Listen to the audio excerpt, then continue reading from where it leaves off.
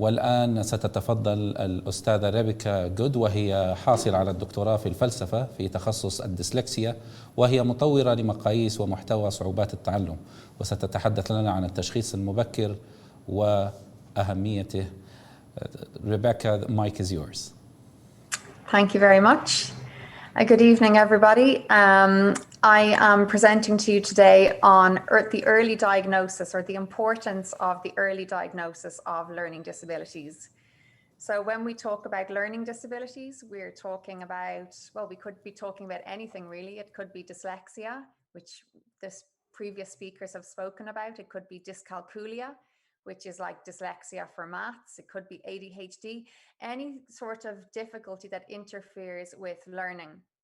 But I suppose the two most common are dyslexia and dyscalculia, which is reading and maths. So the title of my presentation is around early diagnosis, but actually I think what's more important is not the diagnosis, but actually the diagnosis is of course important, but there's a step before that, and that's the identification of learning disabilities. And that's usually done not necessarily by a professional or a doctor or a psychologist, but it comes from the school, or it comes from a parent, somebody that recognizes that a child has a difficulty. So the diagnosis only really comes after the difficulty has already been identified. And that step, the identification, is the most important step. And this is what I'm talking to you tonight about, I suppose. It's about the role of schools, the very, very important role of schools, and more importantly, the role of the teacher and the role of the parent in recognizing that a child has a difficulty. Because as I said, it's only when that happens that the next step, which is the diagnosis, takes place. So if we can move on to the next slide. So or do I move it on? Or if you can move on to the next slide. The importance of early identification is really because when a child is identified early, it means that intervention or support can happen early. And it's only really, well, the best outcomes for the student happen when they are recognized or identified early. So the earlier the identification, which remember really comes from the school or a parent and then leads to diagnosis, means that support happens earlier, and ultimately that means it leads to better life outcomes for the child. So if we can go on to the next slide, is just a little bit about me to tell you where I'm coming from. So I started off my career as a teacher. I taught teenagers actually, and I taught science and I taught them maths, and then I moved into psychology.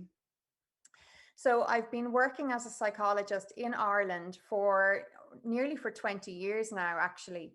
And in my time working as a psychologist, I work a lot with parents and I work a lot with schools. In fact, I work mostly with schools. And I work with schools to train their teachers how to find these children that have difficulties and how to find them early. And not only then when they find them, but what to do next. So it's finding the child that has a difficulty it's not easy, but the hardest part is actually helping that child. So knowing what to do and knowing what support to put in place, that's the most important piece. So that's what I do. I work with schools, I help teachers identify the kids, and then I help them to know and to recognize what support to put in place. But I'm here today to talk to you about early identification. So if we can move on to the next slide. The next slide is about something called the Matthew effect. And you may or you may not have heard about the Matthew effect. But the Matthew effect is a perfect example of why early identification of students that might have difficulties is so important. The earlier, the better.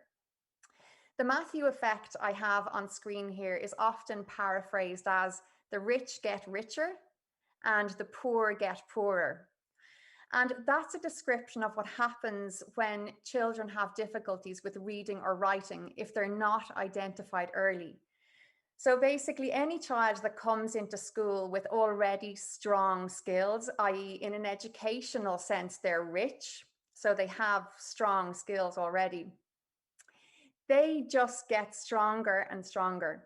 So they're getting richer. But the children that come into school that perhaps have a difficulty, or they've perhaps come from a background where they haven't had much exposure to text or exposure to language, those children come in with less skills than their peers or than their classmates. And those children, if they are not found and identified early, all that happens is they get weaker and weaker compared to their peers. So you can see on screen the diagram that I've showed you. The line in red is the children that don't have the core or foundational skills. And the line in blue is the children that don't have any difficulties. And now I've written here, they come in infants, which is, they're 5, 6 years old. And the red line is if they don't get support, and you can see they don't make any progress. And what's happening is their peers are just getting stronger and stronger and stronger. And those other children are getting left further and further and further behind. So the research is showing us that the difference between these groups of children at the start when they come into school is actually relatively small. Yes, the red line is a little bit lower, but not much.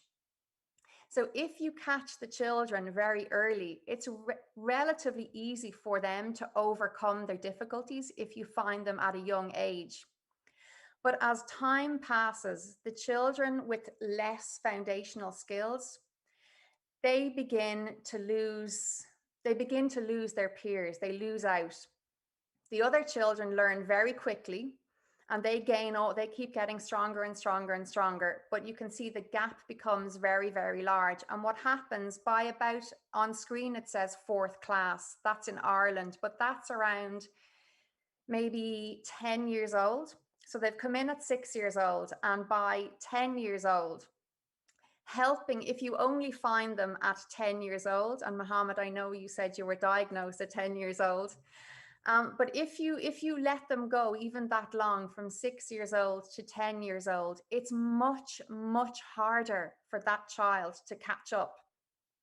And it can be very, very frustrating, as Mohammed will have told you, very frustrating for a child to realize they can't learn. Why are they so far behind?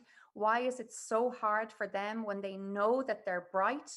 And it can have a really, really hard and bad effect on a child's self-esteem.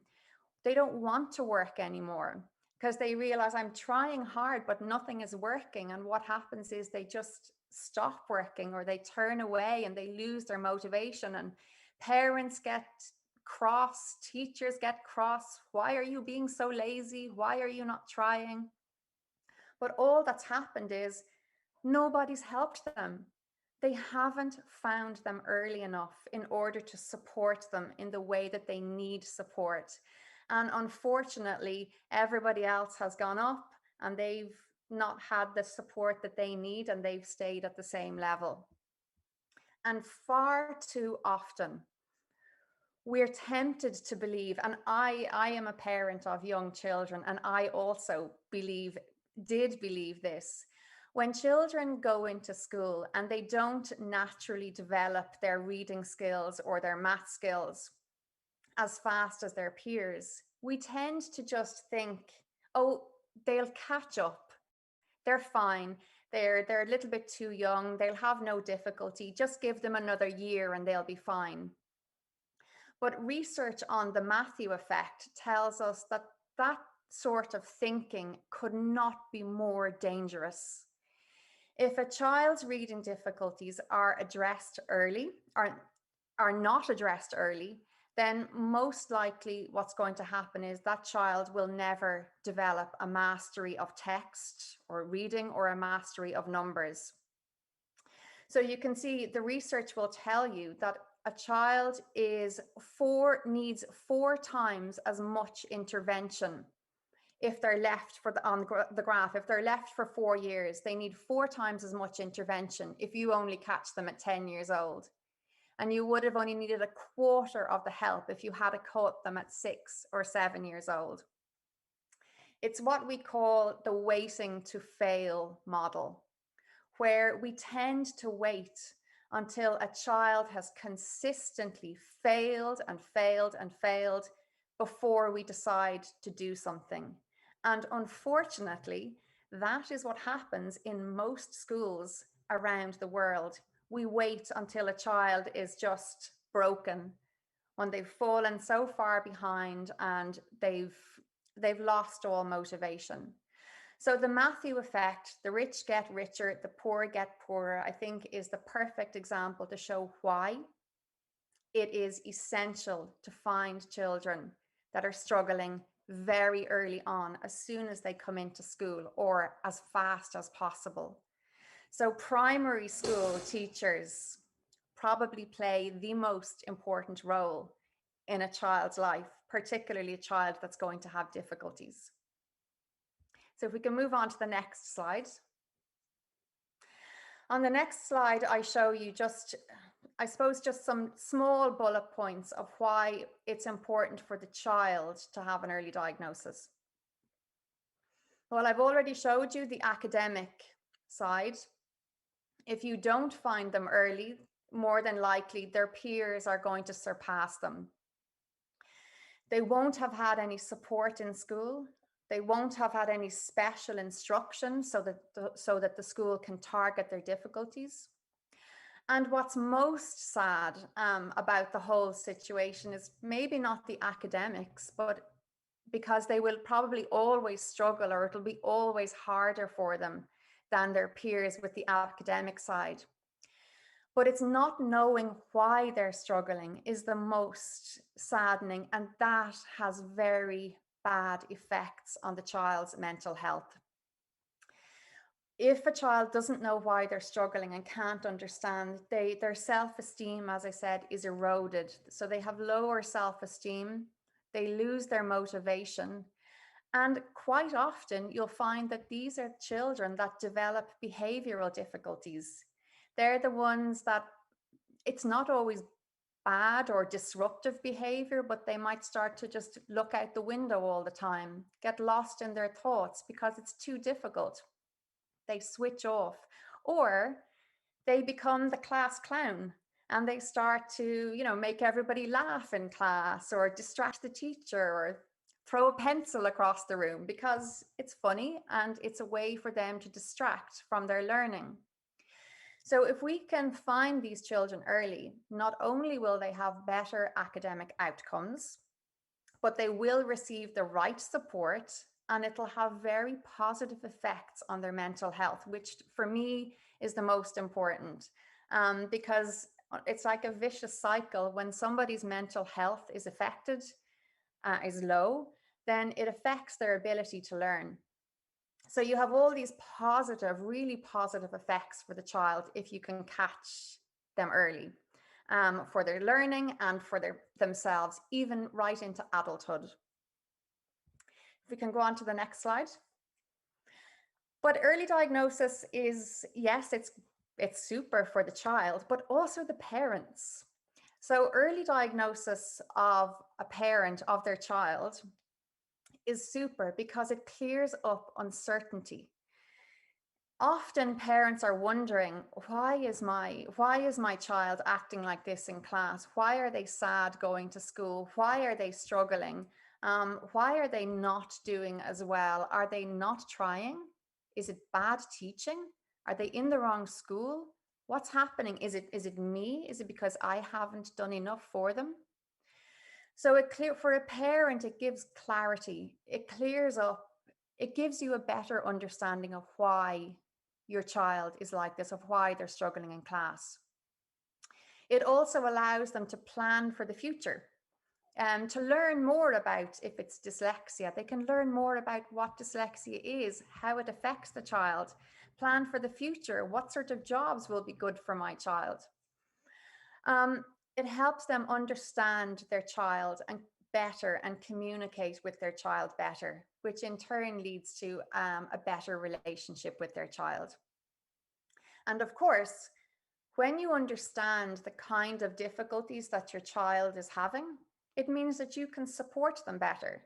You can support them at home. You can find extra classes if that's what they need. You can find outside support. You can speak with the school in a different way to try and support your child. And ultimately, it allows you to make much more informed decisions about what's good for your child and maybe what's not so good for your child. It gives you clarity. So next slide. So the early signs, I think one of the other speakers spoke about this a little bit, but for a parent, I guess it's important to look out. If we can just move on to the next slide. Early signs of learning difficulties, particularly in young children, is that they might have problems learning the sounds of letters, or the phonics, we call it. Any difficulties with reading or with writing, or perhaps a reluctance to read or to write. They could have problems with numbers or money, problems telling the time. Poor memory, not remembering. You tell your child, could you go upstairs and get your shoes and get your coat and come down? And they go upstairs and they get their shoes and they forget to come down with their coat. And you think, I told you to go upstairs, get your shoes and your coat, come down. So that kind of poor working memory is a sign sometimes that there could be a little bit of a difficulty. Trouble following directions, if a child is clumsy, or if they have a problem staying organized, like losing their pencils all the time in school, or maybe forgetting their copybook. These are all early signs that parents can look out for that are signs of learning difficulties. Next slide. But as I said, probably parents often don't spot difficulties early. The first people to spot early difficulties, infants 6, 7 years old, are teachers. So the role of the teacher in early identification is very, very, very important. If we can go on to the next slide.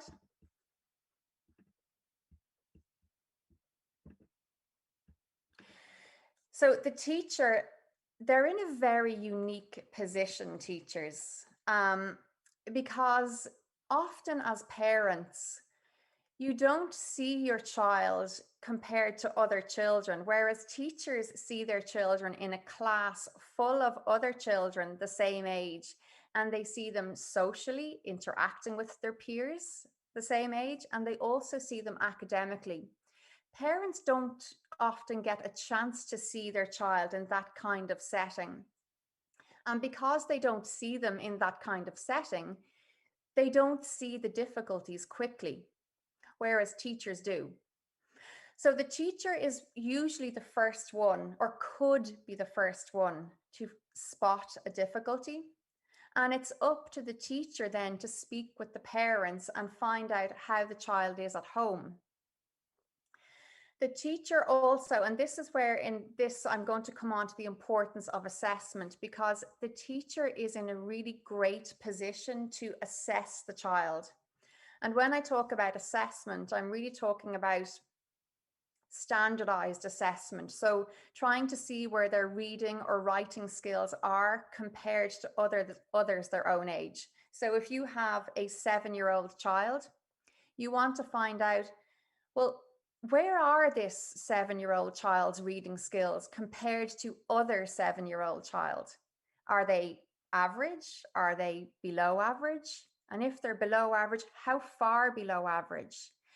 Because that'll tell you what kind of support to put in place. And teachers are then often the ones that can recommend to parents to go on for a professional assessment with a medical professional or a psychologist or a speech therapist to get a diagnosis. Next slide. So as I said, the teacher and the school play a really important role in identifying students or children that are at risk of falling behind or that have a learning difficulty.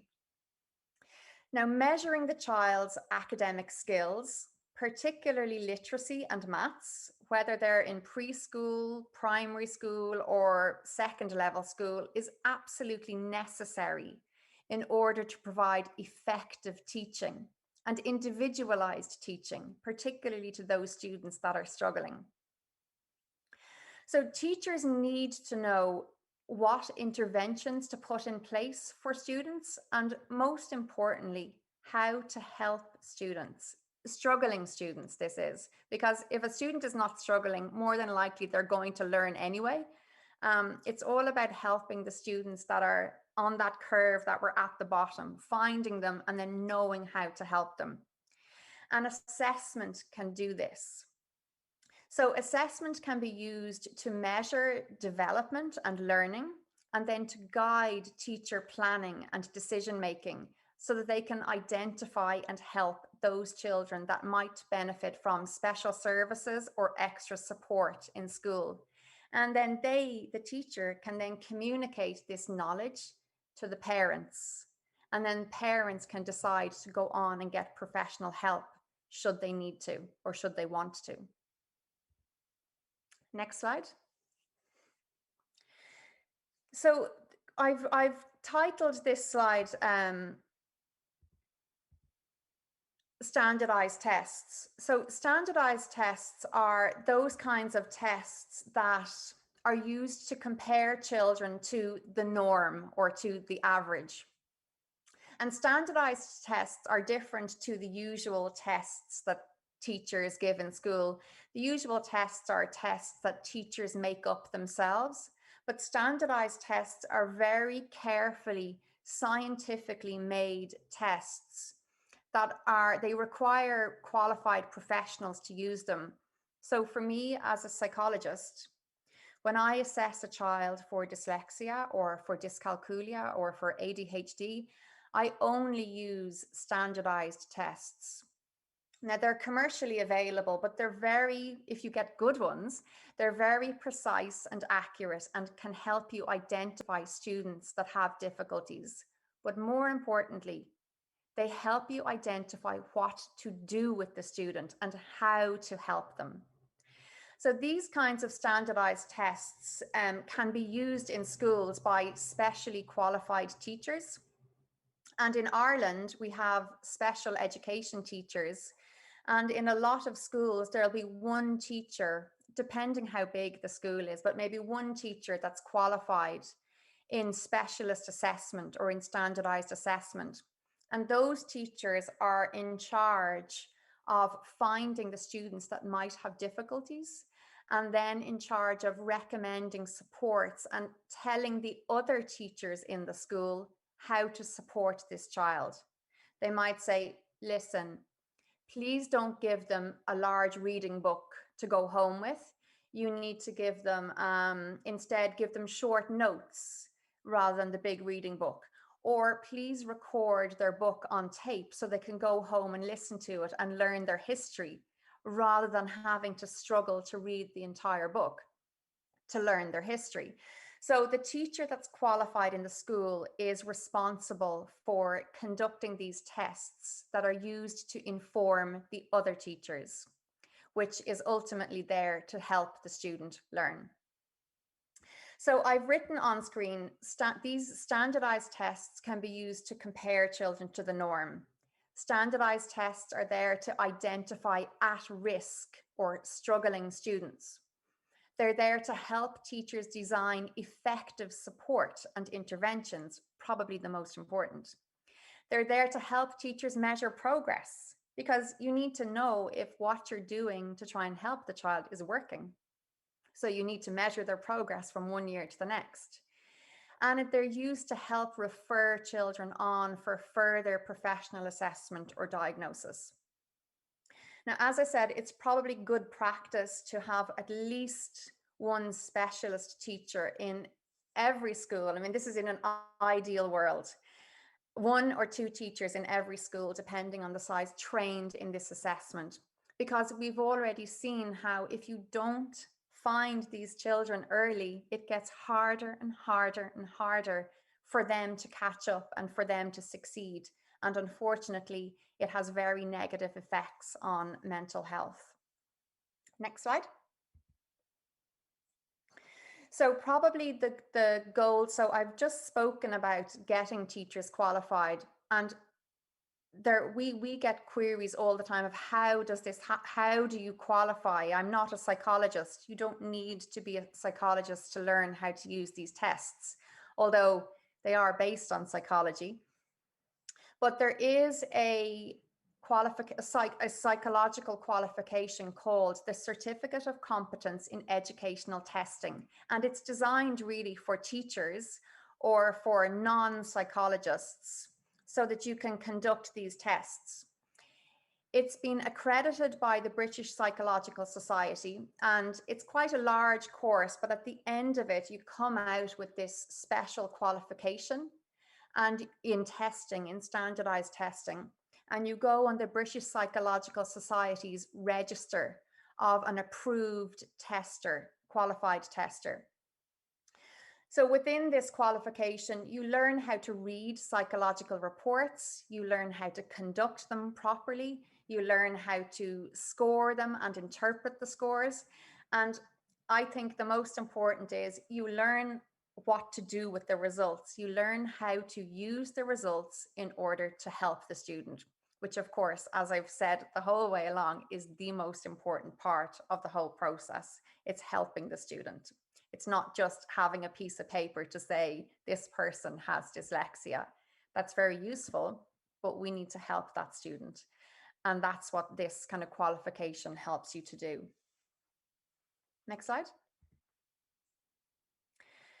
So that's all I have for you. I mean, I'd be really happy to take questions because I am extremely passionate about this area, and I'm extremely passionate about supporting teachers because I do believe that schools are the most important people in identifying children that have difficulties or are at risk of developing difficulties. You can find out more about what I do and training and courses in the area on the website on screen, educationelephant.ie. That was designed to be an online platform to support parents and teachers in the area of special needs or learning difficulties. But I'm more than happy to take questions now if anybody has any. Thanks for listening. Rebecca, ladies and gentlemen, we can receive your questions whether in English or Arabic. بإمكاننا الحصول على أسئلتكم بالعربية أو الإنجليزية. سنقوم بترجمتها بإذن الله تعالى للأستاذة ريبيكا، كما أن الحدث سيكون مترجما بإذن الله تعالى على الموقع أو على تويتر الخاص بطاقات وهمم. إذن Rebecca, we have a question for you. What are the challenges assessors may face with the school or the families and may come from other assessors? Well, the challenges as a psychologist or as an assessor that's a teacher, I suppose they're different challenges. But one of the major challenges is often it's actually getting parents to accept a diagnosis. Depending on where a parent is on their journey of recognizing that their child has a difficulty. But I think, and I'm speaking personally, one of the major challenges for me as a psychologist and as an assessor is helping parents deal with a diagnosis. That's probably the most challenging for me. And on the other side, from the school side, it's very challenging encouraging teachers to change their practice or to change instruction, because I think as teachers we're used to, and I was a teacher, we have a way of teaching and we always teach that way and we teach to all the students sitting in front of us. But if someone comes in and tells us, look, you have a student with dyslexia in your class, you need to change your instruction in such and such a way in order for this student to learn.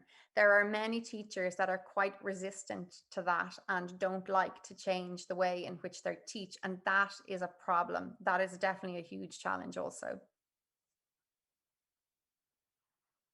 Rebecca, I believe we have another question. At what age can you diagnose a child with dyslexia or any other challenges? So usually a diagnosis for dyslexia comes once the child has begun to learn to read. So around 6 or 7 years old, you could be confident to say that a child has dyslexia. However, you can identify a child as early as 4 years old that is at risk of developing dyslexia. And that's what I was saying at the start of this presentation. Often it's just the identification of what we call at-risk children, or those children that don't have the same foundational skills as other children their age, and they need support. So it might be 4 years old and 5 years old is too young, I think, to diagnose dyslexia, but is not too young to identify a child with a difficulty that needs support, because without that support, they're going to really struggle compared to their peers. We are going through the pandemic and coronavirus, and everything is going virtual, and we are having this forum virtually. Can the tests be done online? Yes. Lots of them can be done online. And most of them were not designed to be given online. But like you said, with coronavirus and assessors not being able to go into schools or into people's homes, we had to find different ways. So nearly, I'd say most of the tests that as a psychologist that I would give to a student that I felt had a learning difficulty, they've all gone online. And the schools that I work with, they would have their own assessments, standardized assessments as well. And although traditionally they're not online, they're all being given online now. And they're all being accepted as reliable assessments. So yes, they can be done. I could do one with you in Saudi Arabia, and I'm sitting in Dublin in Ireland. So yes, it's good. I mean, it's opened up everything. That's good to know. Thank you indeed, Rebecca.